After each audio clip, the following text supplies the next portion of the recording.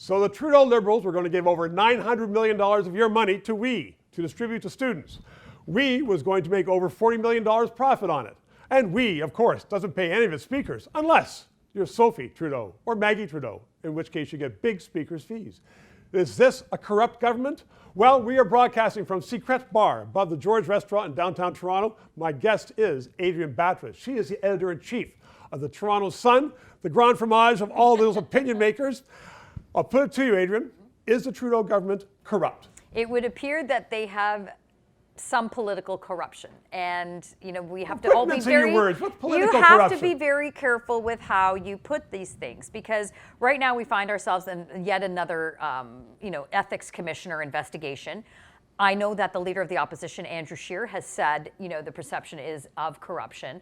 But this is a government that has had repeated and multiple ethics questions. So does that make it okay? No, of course it doesn't. But let's look at what the penalty is for handing out a sole source contract to buddies of yours without any public scrutiny, without the eye of Parliament looking at any of this, and frankly having a federal cabinet minister who's responsible for administering this program, who seems generally incompetent and doesn't remember who she has met with over the course of the last few months. Not to say anything about the lobbying rules where you have to register. Not only have did we not lobby, but one of the reasons why I say we have to be very cognizant and careful about what we say is because when one of our columnists at the Toronto Sun, Brian Lilly, put forward to We, the organization, Me to We Charity, a number of very straightforward questions. You know who they responded with?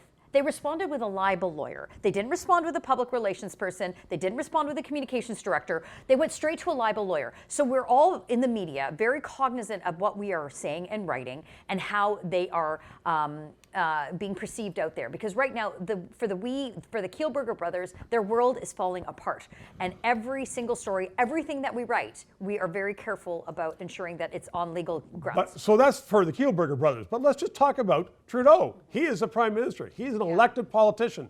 He sole sourced this out. He sat in cabinet. He is the boss. Everybody's in that cabinet room because of him. And not a word about a conflict, not a word about the fact that they pay my mom, they pay my wife. No. So does that not strike you as, okay, let's put your words in, political corruption? Well, it's very questionable, and it's generally incompetent. But let's be clear about how Canadians hold Justin Trudeau accountable. They don't.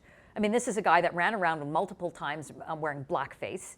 Can't remember how many times he did it. We know of at least 3. This is also someone who took trips with the Aga Khan. We didn't seem to have an issue with that. This is also someone who, she experienced it differently when he had an alleged altercation with a journalist a number of years ago. He hit someone in the elbow, an NDP MP.